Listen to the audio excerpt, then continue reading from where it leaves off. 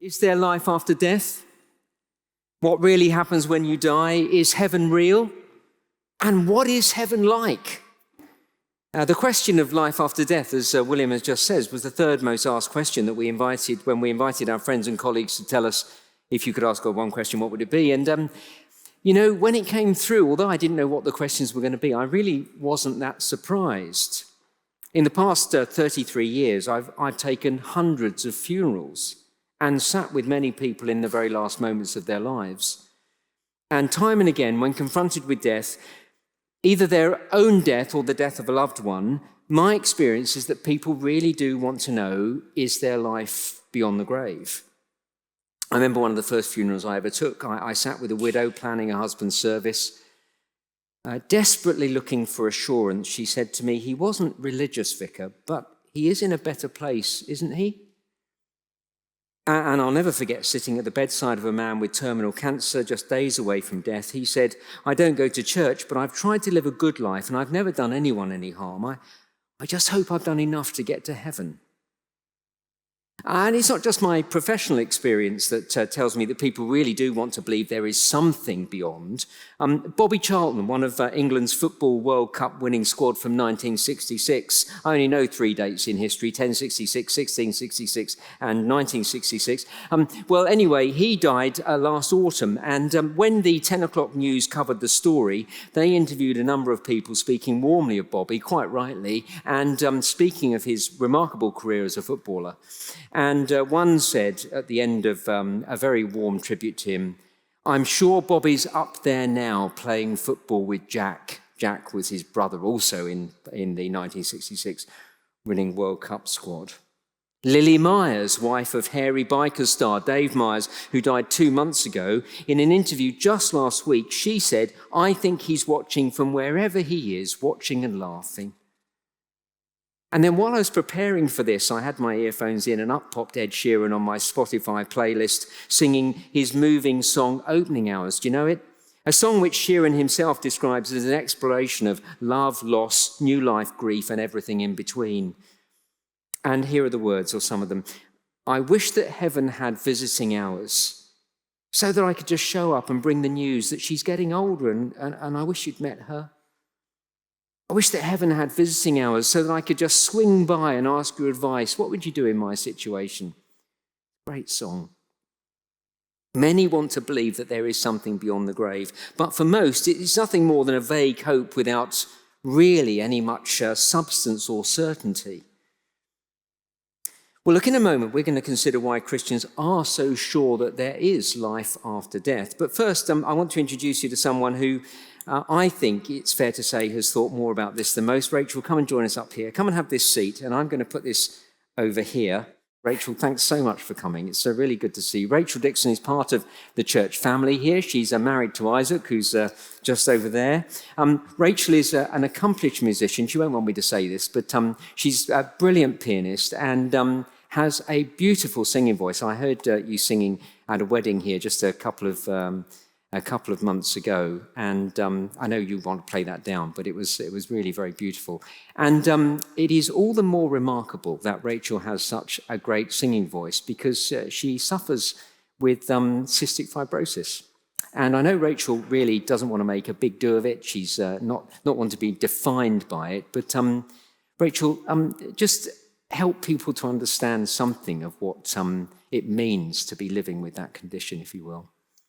Yeah, thanks, Paul. I have cystic fibrosis, as Paul said, which is a hereditary condition, which means I was born with it and it's not going to go away. It mainly affects my lungs, my lung condition, and my eating, my digestive system. So as you can imagine, it's something I think about every day and something I have to take medicines for every day and have a whole medical routine of physio and things like that. And also I'm more likely to suffer from things like chest infections, and when I do get them, they're more likely to be, I'm more likely to suffer more with them than a lot of people. So at the moment, my medical routine takes me about 2 to 3 hours of every day. It doesn't improve, because it's a hereditary condition, it doesn't improve my health, but it keeps it at a constant maintaining the level so that I don't slip. And if I was to stop taking it, then I would die. But thankfully, I do take it. I do my medical routine well. But even if I was to continue doing my medical routine every day, I am more likely to die early. And that's something I knew. My parents didn't hide that from me. But I think it really hit home when I was about 10 years old. I was at school and my best friend came up to me and she said, "Rachel, I've been learning about your condition, as a good friend would, and you're going to die before me." The insensitive way a child might do. And of course, we don't know when we're going to die. I don't know whether I will die before her. But I think it really hit me then. I might die 20 or 30 years before her. Again, I don't know whether that will happen. But I think that particularly struck me. So I suppose I've been aware of the fleetingness of life from a younger age. Yeah, it's a huge thing. I mean, I can't begin to understand what it is to get a comment like that, but just to live with that for really from very early on. How have you coped? It's a good question. I've actually been really quite grateful for what cystic fibrosis teaches me, because I'm more aware of the fleetingness of my life, the imminence of my death, and from an early age, I've known that I need to be ready for that. My parents are Christian, and I'm so grateful that they taught me the Christian message from very, very young. That I do need to be ready for death because I am a finite creature who's going to stand before an infinite and holy God. And the only possible way I can't stand on my own because of all the wrongdoing I've done against God. I can only stand when I put my trust in Jesus, who died and out of his love for me in my place so that I might be forgiven. And through that he invites me into a personal relationship with him. So not only can I stand, I have the certainty that through Jesus I can stand before God on that day. I also have been invited into this personal relationship with him that will last for eternity. And the amazing thing about eternity is that it's not just that it's a long period of time that is slightly boring, and it's not just floating around as a spirit or anything like that. But the Bible is so clear that it's a physical new creation, which is absolutely wonderful. All the things that we find that are bad on this earth, they won't be there. Death and pain and all other things that we find hard. And all the goodness that we experience and all the joys will be incomparably greater. That's just absolutely wonderful. And again, I think something that helped me think this through was when I was about 12 or 13, a wonderful lady at church who was leading our Sunday school. She was courageous enough to say to this group of children that her dad had died that week. And she said this to us and how she was mourning rightly, and yet was also rejoicing because her dad was a Christian and knew that he was with Jesus now, and she knew that because she had put her trust in Jesus that she would see him again as well. So it really helped me see that believing in life after death actually makes a difference in the face of death now. It's incredible when you see people living that out, isn't it? You saw it in your Sunday school teacher. I know I've seen it many times when people have got a real faith. And there's this great verse in the Bible that says, you'll know it because we've talked about it, haven't we? We don't grieve like those who have no hope. We do grieve, but we don't grieve as if we have no hope. So you've got this great hope of heaven, of it being the new creation, this very tangible thing, very real, not just floating around on a cloud with a harp, which is quite a relief. Look, Rachel, some people, if they were a bit cynical, I don't suppose there are any cynics here, but if they were, they might be looking on and saying, well, of course you believe in that, Rachel, because, you have to really, because, you're going to die younger than the rest of us. What would you say to that? I would say, I think it's a really good question to have, because I think we all want this to be true. And so the question is, how can we have confidence that it is? Paul, I think you're going to help us think that through more. But just briefly from my own perspective, God is really clear in the Bible that this is what he promises. And so ultimately the question is, do we trust that he is right in his promises? Do we trust he can keep them? And very wonderfully, he has a big track record of keeping his promises in history. The most significant, of course, being Jesus, who died and rose again. And because I'm confident that that happened, I'm confident that Jesus will raise me to life and all those who trust in him. Something else that's been helpful for me, just to think about the confidence that I have in eternal life, is seeing people who have put their trust in Jesus, the change that it has on them. The Bible talks about how we are spiritually dead, and that those, once they put their trust in Jesus, are raised to spiritual new life. And I have seen that in many examples. Just to name one, my husband became a Christian at university, and he would be the first to testify that his life really radically changed. He had a love for God and a love for others that he didn't have before that. A completely different change of behavior, perspective, just in a way that only God could have done. So because I've seen that spiritual resurrection, if you want to put it that way, and because I know that Jesus was raised from the dead, I can be confident that he's given me spiritual new life. He can definitely do the physical. Yeah. So it's not just that you're sort of grabbing hold of this because you've got nothing else to hang on to. It's that you've got some tangible truth in it. That's really helpful. It's great to hear about Isaac's change of life. I experienced something similar myself. You've seen a change of life through people becoming Christians. What difference does believing in this mean for you, particularly believing in the new creation in heaven, in there being eternal life? What difference does it really make for you, sort of day by day, or even sort of in the big things? Yeah, it makes all the difference in the world, actually. I suppose an obvious one for me is that I'm just really looking forward to the new creation. I'm looking forward to having a body that doesn't have cystic fibrosis. I'm looking forward to, not having to do lots of medicines every day. That would be wonderful. But I think it doesn't just give me a sort of a looking forward.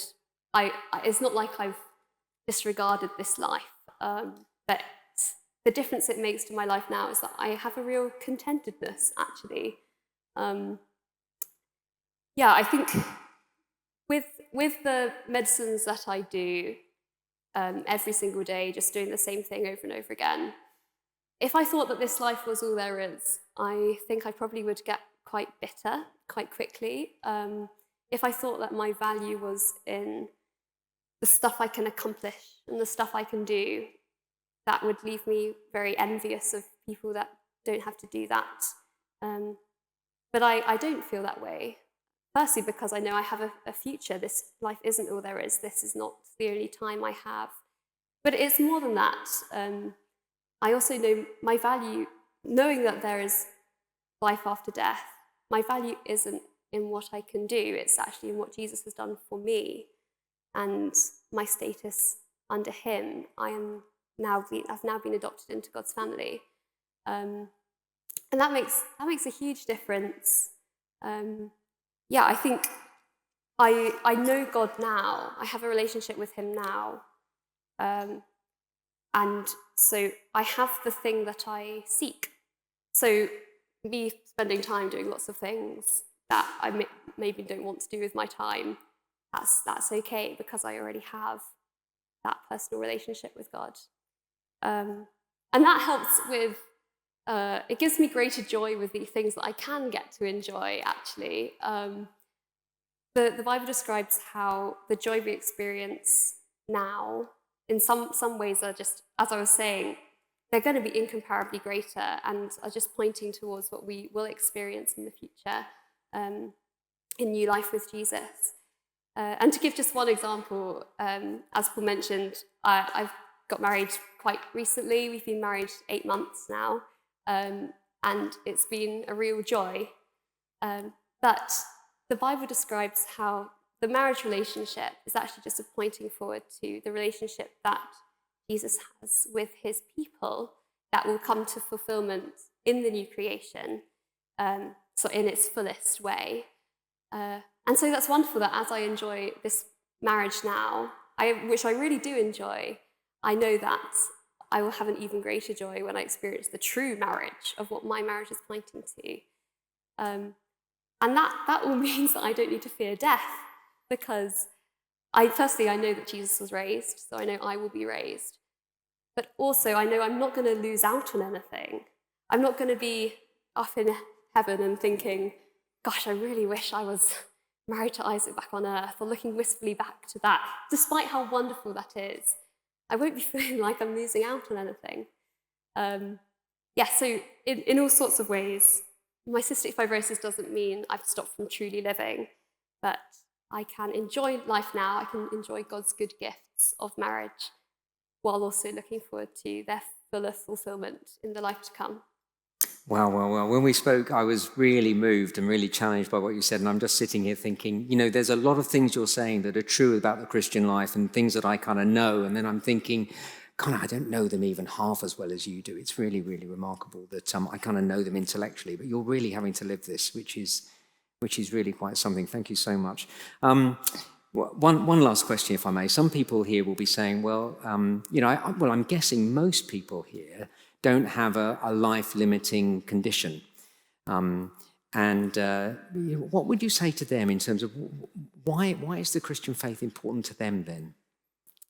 A great question, and the ultimate answer is, well, we're all going to die, aren't we? It's just that for me, that might happen a little sooner than my peers. But we're all going to die. We all have to be ready for that day. I have a brother who doesn't have cystic fibrosis. We get on super well. And my parents told us exactly the same message about Jesus. They didn't change it at all for either of us, because we are both going to die. He is going to die. He's going to meet Jesus. He's going to need to acknowledge Jesus as his king, and he needs to be ready for that day. So we all need to be ready for that day. A message for everyone. Hey, Rachel, thanks so much. Recently, the comedian Jimmy Carr was the guest on the podcast, The Diary of a CEO. During the show, he and the podcast host, Stephen Bartlett, talked about how they'd both, as they put it, given up religion. And then Jimmy Carr said, I miss it. And he said, it's a lovely thought when you lose someone. Heaven is a lovely thought. Now, as I was listening to that, I was thinking, now, is that it?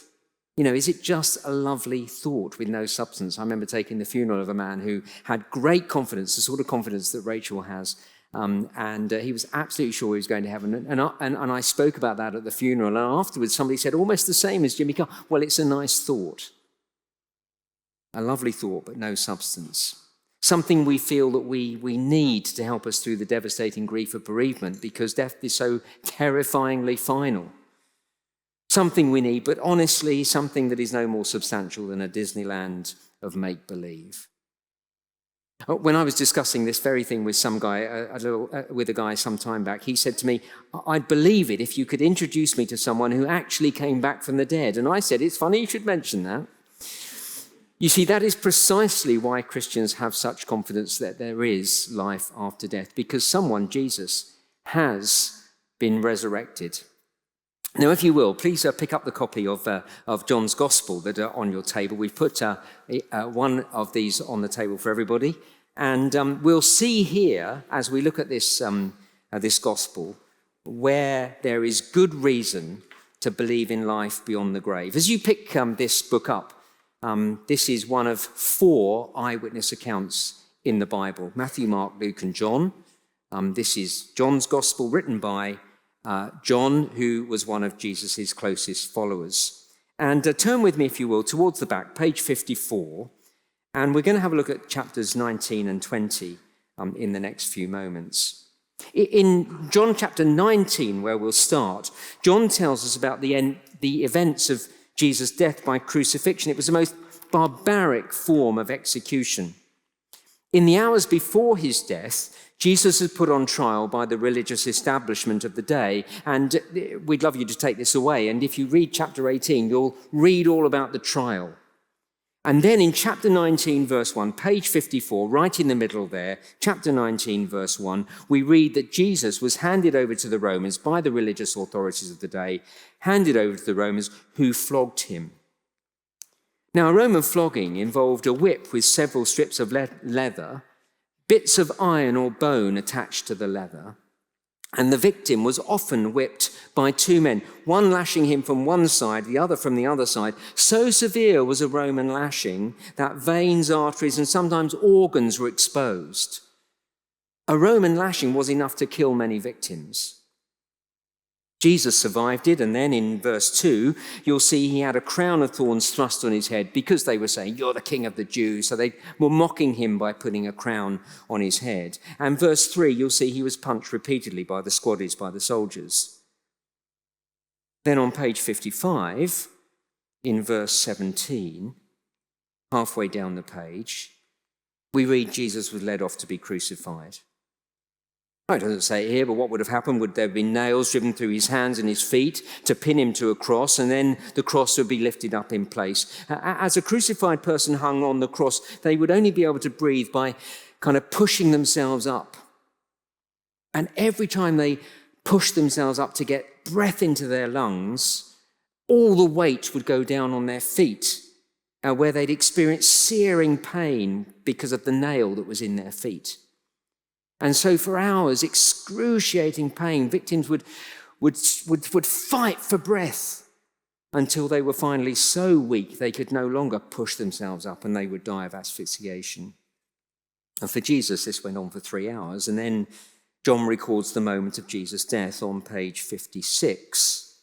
If you turn over the page, in verse 30, we read that he bowed his head and gave up his spirit. And then John leaves us in no doubt that Jesus definitely was dead. Look with me at verse 31 under the heading, Jesus' side is pierced. Since it was the day of preparation, and so that the bodies would not remain on the cross on the Sabbath, for this particular Sabbath was the high day, the Jews asked Pilate that their legs might be broken and that they might be taken away.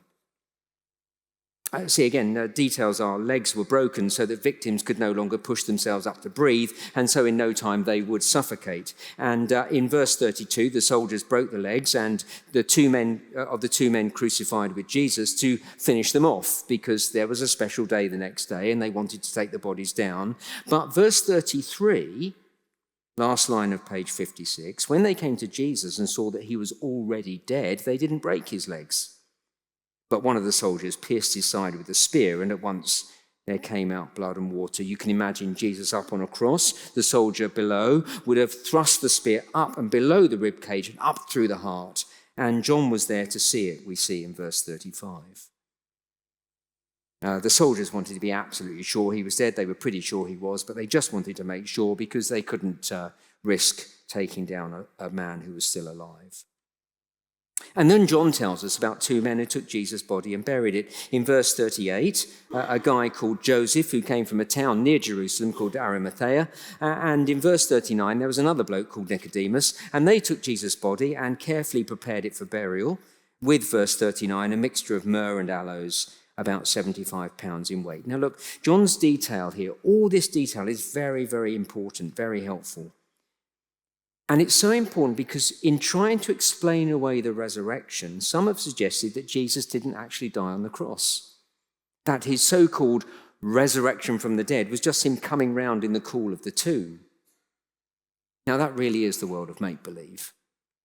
The eyewitness evidence all points to Jesus actually being dead. The process of preparing Jesus' body for burial with 75 pounds of myrrh and aloes would have taken quite some time. And these two men, Joseph of Arimathea and Nicodemus, would have been very, if I can put it this way, hands-on, up close and personal with Jesus' body. And they'd have known if he still had a pulse or not.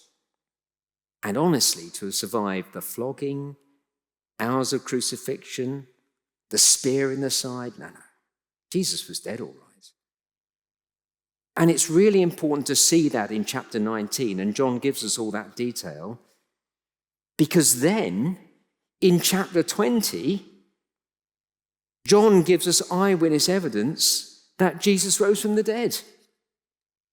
So look with me at chapter 20, and it begins in verse 1 with Mary, one of Jesus' followers, arriving at Jesus' tomb early in the morning to discover the stone that had been put across the entrance had been rolled away. Now Mary jumped to what she thought was the only logical conclusion, that someone had removed Jesus' body from the grave.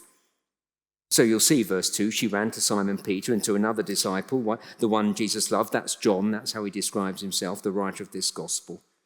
Verse 1 tells us it was early in the morning, so there's Mary at the crack of dawn, banging on Peter and John's door and waking the neighbours in the process, dragging Peter and John out of bed, still in their pyjamas, I imagine. I don't suppose they were at all amused to have their beauty sleep rudely interrupted, but I bet they came round pretty quickly when Mary broke the news to them, halfway through verse 2, last line of page 57. They have taken the Lord out of the tomb, and we do not know where they've laid him. So Peter and John belted to the tomb. John got there first, and then when they arrived, over the page 58, verse 5, stooping to look in, he saw the linen cloths lying there, but he didn't go in. Then Simon Peter came, following him, and went into the tomb. He saw the linen cloths lying there, and the face cloth which had been on Jesus' head, not lying with the linen cloths, but folded up in a place by itself. So picture the scene. There they are, Peter and John at the entrance to the tomb, looking in. What did they see? Well, let's be sure they didn't see a body. Now, Mary was right about that. The body was gone. That is very important to note. And it's important to note because when people try to explain away the resurrection, some have suggested it was only a spiritual resurrection. I think one of the questions we had when we were asking questions is it just a metaphor? You're not a bodily resurrection at all. That the idea is that just Jesus' spirit was raised from the dead. But it's actually such a foolish argument. If it was only Jesus' spirit that was raised, Peter and John would have looked into the tomb, seen the dead body of Jesus, and concluded that Jesus was dead. Because you cannot see a spiritual resurrection, can you?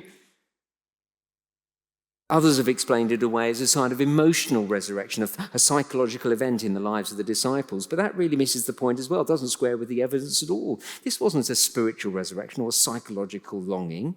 The physical body of Jesus wasn't there. So Mary was right. Or was she right? Had someone moved the body? That's what she thought.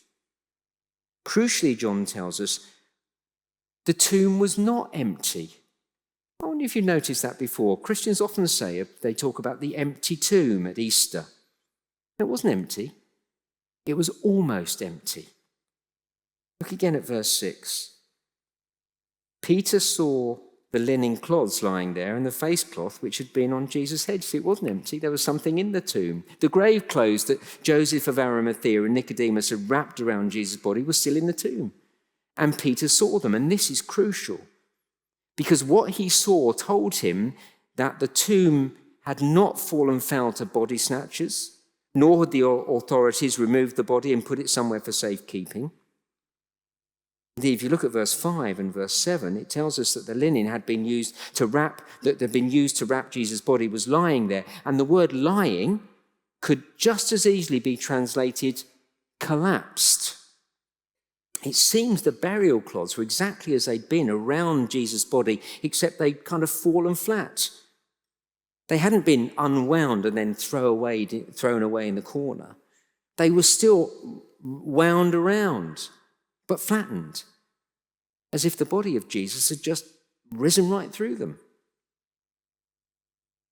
And then there was the head covering, the face cloth, verse 7, folded up by itself and separate from the linen. And again, the word folded is twirled. It was in the shape of a turban. It too had not been unwrapped.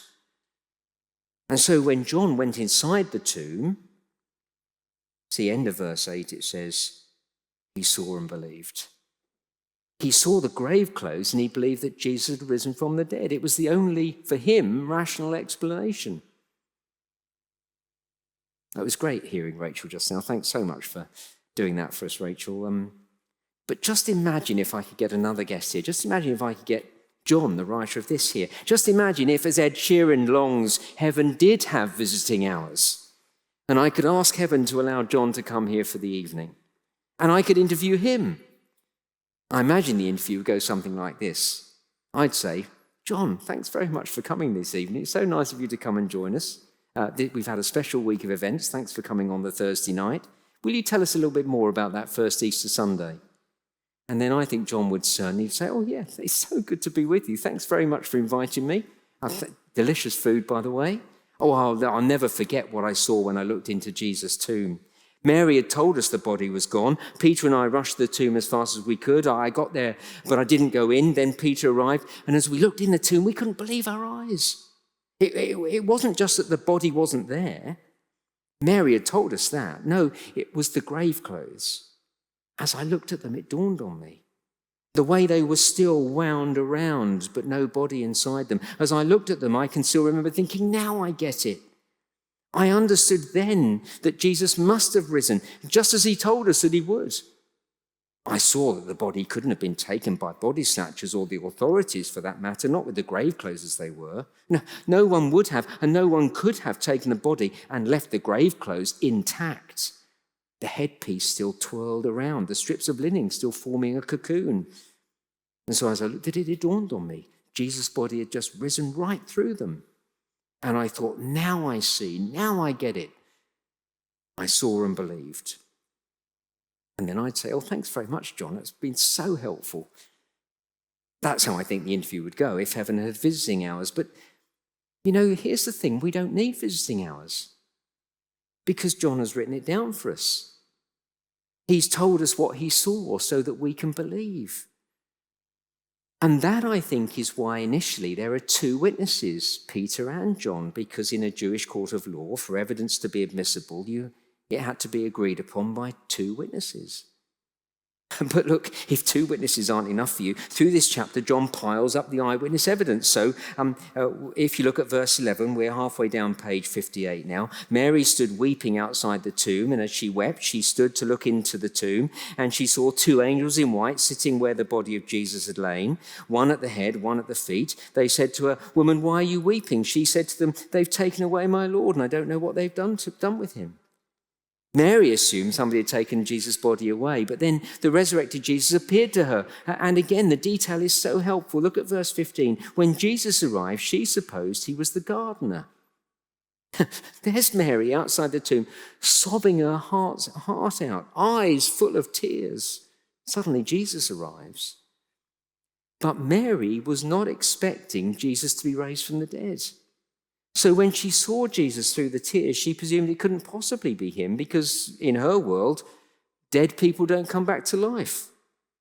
She thought he was the gardener. A bit of a doppelganger for Jesus, but still not Jesus, just the gardener. And this is so helpful because it's not unusual for me to encounter what C.S. Lewis describes as chronological snobbery. And what he says by that is, there's this assumption that we who live in the 21st century are so scientifically aware, we have a right skepticism about any miraculous claim to a bodily resurrection, in contrast, rather condescendingly, to people in the first century who we think were unscientific and gullible and naive and would unthinkingly accept any superstitious nonsense about people being raised from the dead. Chronological snobbery, as Lewis puts it. But please, if I may, that is such an uninformed and quite ignorant understanding of people in the first century. That to all the dominant worldviews of the first century, any individual bodily resurrection was almost inconceivable. And clearly, Mary wasn't expecting a resurrection, but then Jesus called her by name. You'll see that in verse 16. Jesus said to her, "Mary," and she turned and said to him, Aramaic, Rabboni, which means teacher. And verse 18, she went and announced to the disciples, "I've seen the Lord." You see what's going on in this chapter. Peter and John saw the grave clothes in the tomb. Mary then saw the resurrected Jesus. And Mary is the most compelling eyewitness, not only because she clearly wasn't expecting the resurrection, but because in first century Jewish culture, the testimony of a woman wouldn't have carried much weight. But John doesn't massage the story. It was a woman who first saw the resurrection of Jesus, and John tells it how it is. And then John tells us about other eyewitnesses. In verse 19, Jesus appeared to a group of disciples together. See verse 19, top of page 59. On the evening of that day, the first day of the week, the doors being locked where the disciples were for fear of the Jews, Jesus came and stood among them and said to them, "Peace be with you." And when he'd said this, he showed them his hands and his side. And then the disciples were glad when they saw the Lord. See what's going on? Peter and John saw the grave clothes. Mary saw Jesus. Now, a bunch of disciples together saw the bodily resurrected Jesus, but one of them wasn't there. Thomas. Verse 24, halfway down page 59. Thomas, one of the 12, called the twin, was not with them when Jesus came. So the other disciples told him, "We've seen the Lord." Oh, yeah. He said to them, "Unless I see in his hands the mark of the nails, and place my finger into the mark of the nails, and place my hand into his side, I will never believe." I love Thomas. He was in the wrong place at the wrong time. The resurrected Jesus appeared to the disciples, and at precisely the time when Thomas had, dashed out to the local co-op to buy a few frozen pizzas and a couple of cans of Coke and a dozen packets of pork scratchings. Well, probably not pork scratchings, thinking about it. Anyway, he wasn't there. And when he got back, the rest of the disciples announced to him, "We've seen the Lord." Oh, come off it. End of verse 25. Thomas said, "I don't believe it. And I won't believe it unless I see it myself." And then you see even more evidence. Verse 26, 8 days later, his disciples were inside again and Thomas was with them, although the doors were locked. Jesus came and stood among them and said, "Peace be with you." Then he said to Thomas, "Put your finger here and see my hands, and put out your hand and place it in my side. Do not disbelieve, but believe." Thomas answered, "My Lord and my God." Do you see how this is different? John is piling up the evidence. Peter and John saw the grave clothes. Mary saw Jesus. Then a group of disciples saw Jesus. Then Thomas sees Jesus, but Thomas actually touches him, so he wasn't a ghost. And then later on in the Bible, we read that more than 500 people saw the risen Jesus. Here is why Christians are so sure that there really is life after death. Because Jesus has died and been risen, never to die again. You see, it's not just wishful thinking, not just a nice thought. There's good evidence for it. But in the last few moments that I have, there is so much more to it than simply knowing that someone has risen from the dead. And in the last few moments, let me point you to two things that the risen Jesus says. First, you might have noticed, he says 3 times, "Peace be with you." Again, page 59. Have a look at verse 19. On the evening of that day, the first day of the week, the doors being locked where the disciples were for fear of the Jews, Jesus came and stood among them and said to them, "Peace be with you." Verse 20, when he said this, he showed them his hands and sides. Then the disciples were glad when they saw the Lord. Jesus said again, "Peace be with you." And then we come to the time when he appears, when Thomas is now with them. Verse 26, 8 days later, his disciples were inside again, and Thomas was with them. Although the doors were locked, Jesus came and stood among them and said, "Peace be with you." 3 times, and look, this wasn't just a conventional greeting. "Morning, how are you doing? All right?" No, in saying these words, Jesus was announcing that his death and resurrection means that we can be at peace. Peace be with you. Peace in ourselves, yes. Peace with others, yes. Peace in our own skin, kind of. No. But most importantly, peace with God. No longer enemies of God. And this all goes to the very heart of the Christian faith. You see, right at the beginning of his gospel, in chapter 1, you can turn to it if you like, but there's no need to, but it's on page 3. Right at the beginning of John's gospel, John describes the greatest crime in the universe. He says in the first couple of verses that Jesus was the creator of the world. And then he writes these most astonishing words in verse 10. He, that is Jesus, was in the world, and the world was made through him, yet the world didn't know him. He came to his own, and his own people did not receive him. This is what the Bible calls sin, rejecting the one who made the world.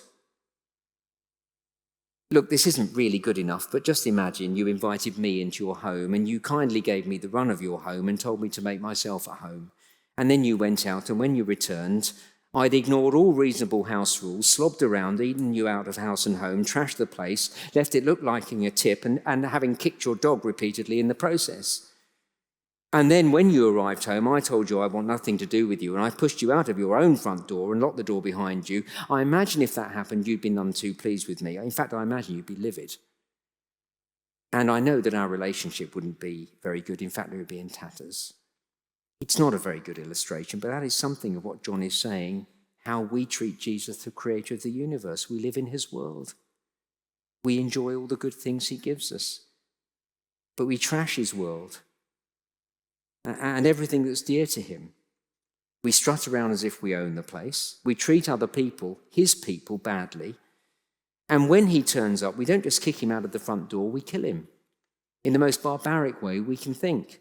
That's what happened to Jesus.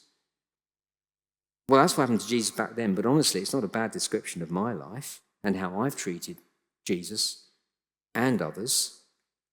You know, at best, taking all the good things that God gives us and then ignoring him. That's at best, in truth, much worse than that, not just ignoring him.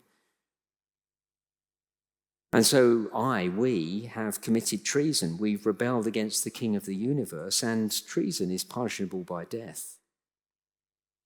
But here's the most extraordinary thing about the Christian gospel. God says, despite the way you've treated me, I love you. Even though Paul deserves to be punished, I love you so much, I'll take the punishment for you. I will die for you. It's what is said in possibly the most famous verse in the Bible, which happens to come in John chapter 3, verse 16. God so loved the world that he gave his only Son, that whoever believes in him shall not perish, but have everlasting life. Exactly what we're thinking about tonight. Eternal life, life beyond the grave. See, that's what Jesus was doing when he died on the cross. When I was at theological college training to be a vicar, we used to have to have our sermons assessed.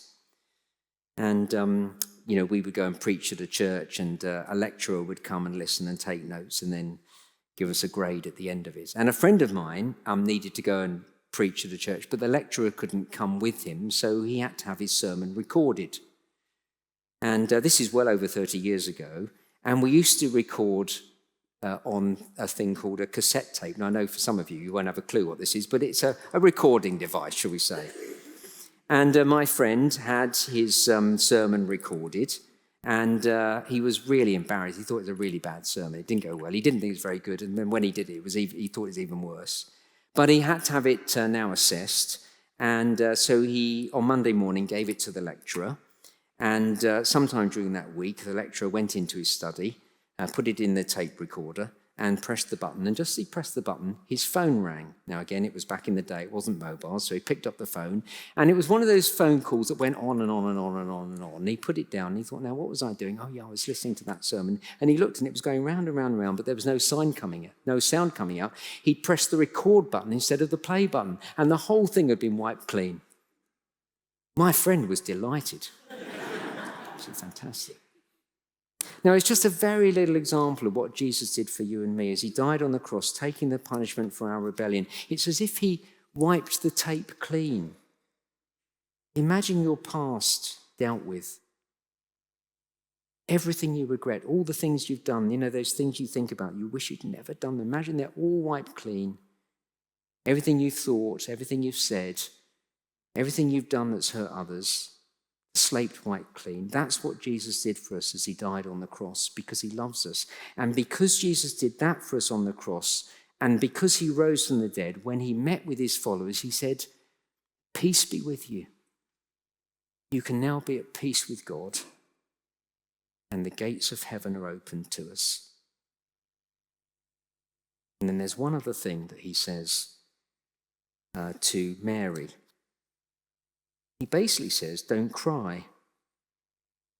Look on page 58, and with this we'll close. Halfway down the page, verse 11, we read, Mary stood weeping outside the tomb, and as she wept, she stooped to look into the tomb, and she saw two angels in white sitting where the body of Jesus had lain, one at the head and one at the feet. And they said to her, Woman, why are you weeping? Why are you crying?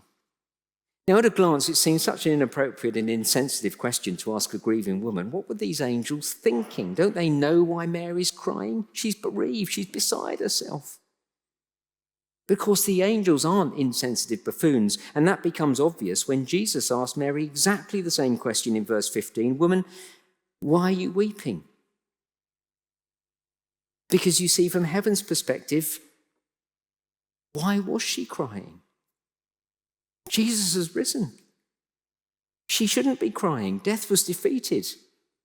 This was not a day for crying, it was a day for rejoicing. If only Mary knew. So verse 13, why are you crying? Is a great question. Do you see, Jesus' death not only brings us peace with God, but his resurrection, defeating death, means we can have eternal life. We've been asking the question, is there really life after death? Oh, yes, there is. Don't cry. Christians are so sure, because of all of this, that we can enjoy eternity with Jesus forever. It's spectacularly good news, don't you think? How many records are there as proof that Jesus rose again? May I ask you that, Paul? Yeah, obviously you've got Matthew, Mark, Luke and John. You've got then the New Testament letters. I mentioned more than 500 people having seen the risen Jesus. That comes in one of Paul's letters. And it's fascinating when he writes that. He says most of whom are still alive. The reason that he says that, he says basically he's writing to this church in a place called Corinth, and he's saying you could go and check it out for yourself if you like as well. There are also some other people to look at generally on the historicity of the Bible. I think there's something of that that's been asked. People like Tacitus and people like that who weren't Christians but speak of the fact that Jesus existed and the great miracles he did and those sorts of things. So there's a book on the bookstall actually that would help you with this in terms of the historicity of the Bible. And come and speak to the guys over there at the end, and they'll be able to help you. But that's really important. We really want to know: is the Bible reliable? Is it a reliable book? Because if it isn't, then it's hopeless, really. In fact, should we say a bit more about that? It's fascinating if you read not John's Gospel, but Luke's Gospel. Luke goes out of his way to do really what we've been seeing in John, but he goes out of his way to say, I've gone round testing this. I've gone to eyewitnesses about this. And then I love the way he starts, not just with saying that in chapter 1, but in chapter 2, he roots it in history. I haven't got a Bible in front of me, but he says in the whatever year it was that Quirinius was governor of Syria, and he gives all this detail. It's so not like once upon a time in a land far away.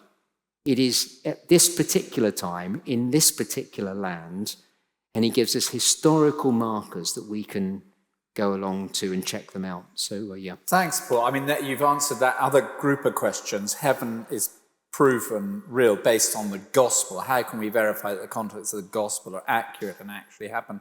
That book on the bookstall, they'll open it for you, I'm sure, and I'm sure the friend who brought you will get you a copy.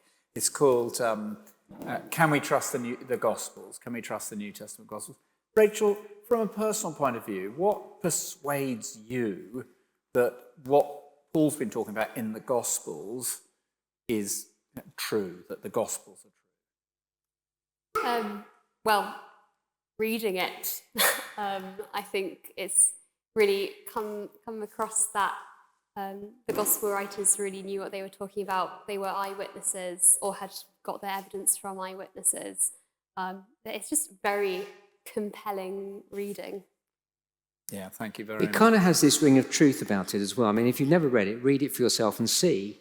And, one of the things we haven't touched on, but I know we've talked about, is the fact that the disciples then actually went and died for this truth. their lives were completely transformed. Now, if they'd made it all up, they wouldn't have done that. So there's quite a lot of evidence beyond the stuff we've done tonight. Thanks so much. Can you describe what heaven is like? How will we experience it? What happens after? Are we there for all eternity? Rachel, you began to touch on that. Do you want to pick that up and talk about it for a moment? Yes.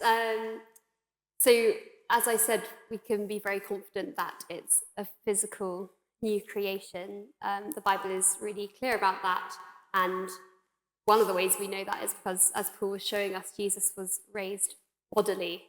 So we know that resurrection is a physical, not just a spiritual sort of reality. And yeah, the Bible describes that it's a place of no mourning or crying or pain or death. All those things won't be there. And eternal as in eternal. Yeah, really helpful. There's again one of the letters that the Apostle Paul writes sort of reinforces that. He uses this kind of technical term, but it's not really difficult. He says that Jesus' resurrection was the first fruits. Now, it's not really that complicated in that if an apple falls off a tree, you don't actually have to look up to know that all the other fruits that are going to fall off the tree are going to be apples. And so the first fruit to come up from the grave, as it were, is Jesus. A physical resurrection. So now we know that our resurrection is going to be like his. It's going to be physical. And that's a brilliant thing. It's what you were talking about earlier, that it's not just sort of floating on a cloud, on a harp. And then the Bible talks about the new heavens and the new earth. And I kind of love that because, it is the new heavens and the new earth, not the new heavens and the new splog. And the reason I say that is, there is some sort of sense in which there's a continuity with earth. It's a new earth. The first earth that God made was very good. It wasn't bad earth. He didn't, blow it. Oh, I didn't make a very good job. I'll have to do something completely different next time. So there's a number of things that are said that give you real confidence that it is physical. Thank you. A friend of mine used to say, if you want to know what heaven's like, look at the life of Jesus in the Gospels. And so I'd encourage you to take one of these away and perhaps read it with a friend or something. We'll talk about that in a moment. So we've tied evidence for life after death to the resurrection of Jesus, the Son of God. But where is there evidence for life after death for all of mankind, i.e. for the rest of us? Rachel, do you want to start with that one?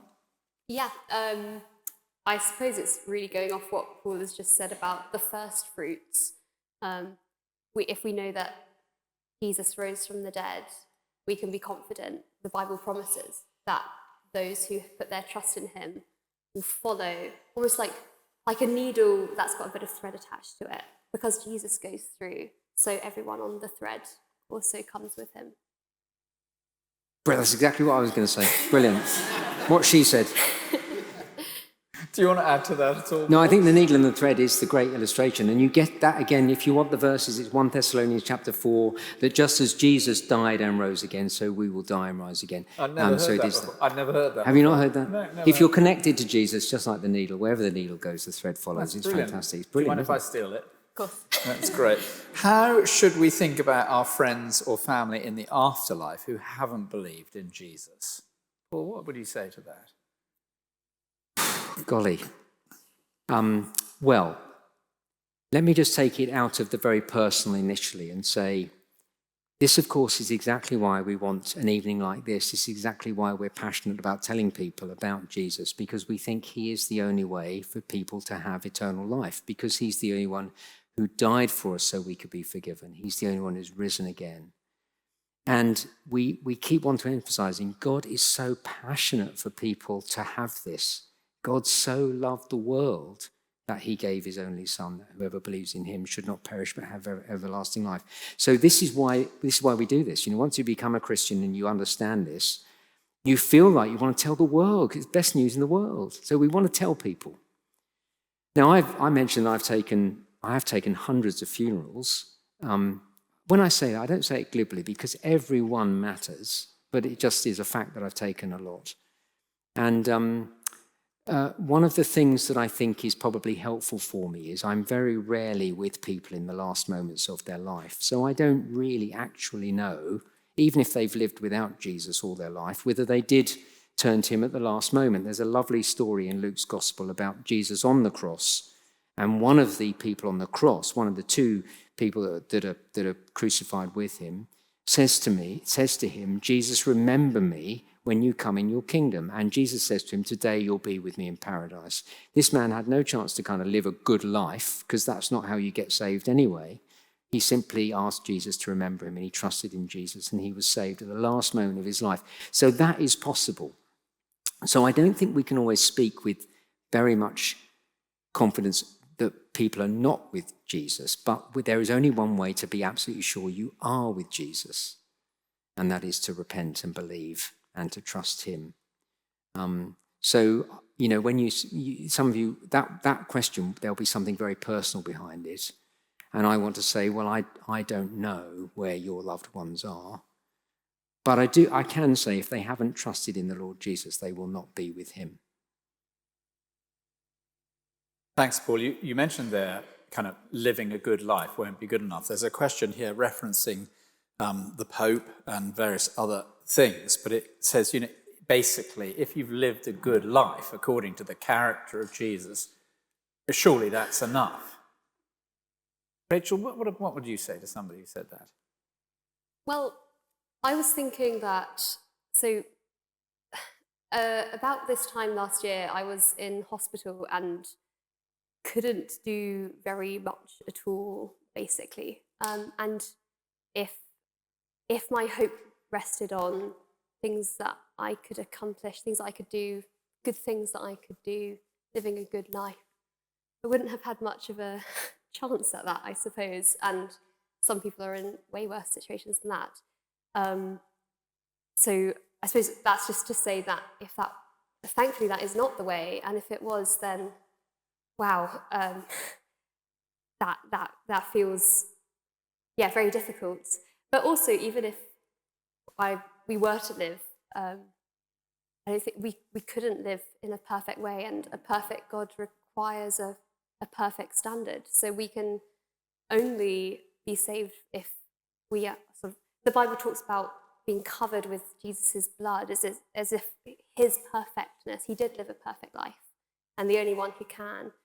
And it's through trusting in him, we gain that perfectness. It's sort of like wearing, well, as Paul said, the cassette tape being all the wrong things white.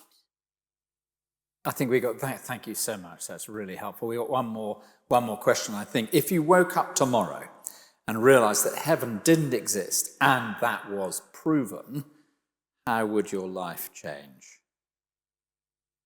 We'll start with Paul. With me, my life would change completely. I work for a church. I've done it for the last 30 years. And I would no longer carry on doing it. And in fact, the Bible would tell me not to. This is the strange thing, you see. The Bible says, again, it comes in 1 Corinthians chapter 15, where Paul is writing to this church, and he's talking about the resurrection. And he says, if the resurrection didn't happen, then to kind of live the life I'm living is foolishness. In fact, you're an idiot.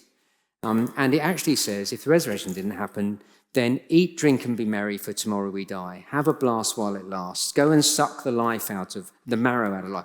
Get every last bit out of life as you can, because you are going to die, and that's it. So it changed my life completely. I'd go and have a blast. I mean, with my wife, of course, but yeah, it would change my life completely. I wouldn't be coming into work tomorrow, William. Thank you. Thank you for that. Well, we look forward to seeing you in the morning. Rachel, what about you? Well, similarly, gosh, I don't know what to add, really. I think we'll have a blast together with Isaac and Caroline. Fantastic. Not that we can't enjoy life now. Absolutely. We definitely can, but we enjoy it as God's gift. Life completely changed. Absolutely. I think I'd have no joy. I think that's true. I mean, for what you've said this evening, you might feel you're having a blast, but it'd be pretty miserable.